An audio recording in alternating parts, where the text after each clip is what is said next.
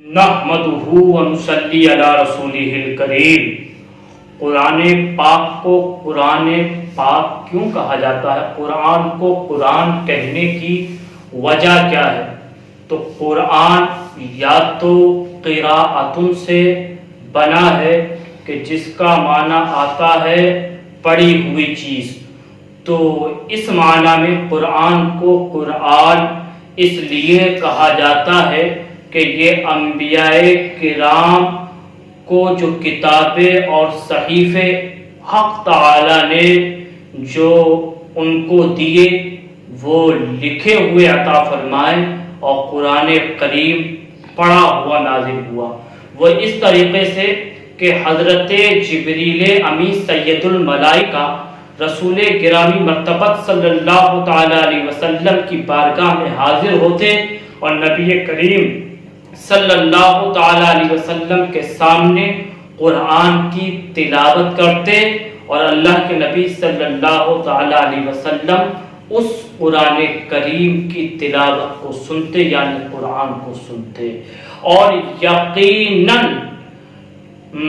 یہ بات آپ کے اوپر میں پوشیدہ نہیں رکھنا چاہتا ہوں کہ پڑھا ہوا نازل ہونا لکھے ہوئے نازل ہونے سے افضل و اعلیٰ ہے۔ اور اسی طریقے سے قرآن پاک وہ مقدس اور مبارک کتاب ہے کہ اس سے زیادہ اس سے پہلے کسی بھی دینی یا دنیاوی کتاب کی تلاوت یا کسی کتاب کو اتنا نہیں پڑھا گیا جتنا کہ قرآن عظیم کو پڑھا جاتا ہے۔ اس کی وجہ یہ ہے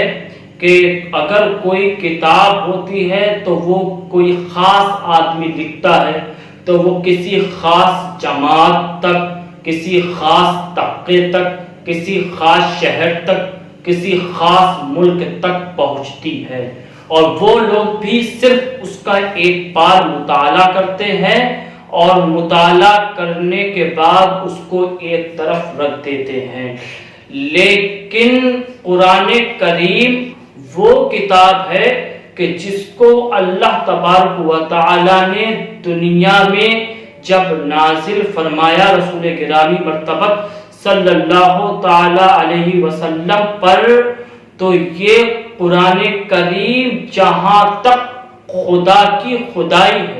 وہاں تک یہ کتاب یعنی قرآن کریم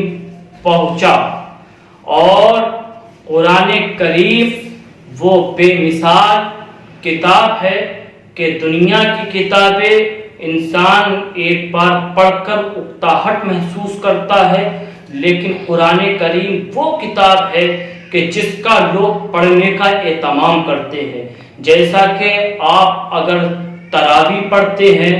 آپ شبینہ سنتے ہیں، تو آپ دیکھیں کس اہتمام کے ساتھ قرآن کی تلاوتیں کی جاتی ہے، حفاظ کرام کس طریقے سے اور ہم اپنے گھروں پر کس طریقے سے تلاوت کرتے ہیں۔ تو یہ اللہ کی وہ مقدس اور مبارک کتاب ہے کہ جس کو صرف مسلمانوں نے ہی نہیں بلکہ غیر مسلموں نے بھی، یہاں تک کہ سائنس کی جتنی بھی ریسرچ ہوئی ہیں وہ سب قرآن کریم کی روشنی میں قرآن کو پڑھنے کے بعد اور قرآن سے نکالنے کے بعد سائنٹسٹ اپنی ریسرچ کو مکمل کرتے ہیں۔ تو قرآن کریم وہ مبارک اور مسعود کتاب ہے کہ جس کو ہر کوئی پڑھنا چاہتا ہے اور جس کی حلاوت سے ہر ایک انسان فیض یاب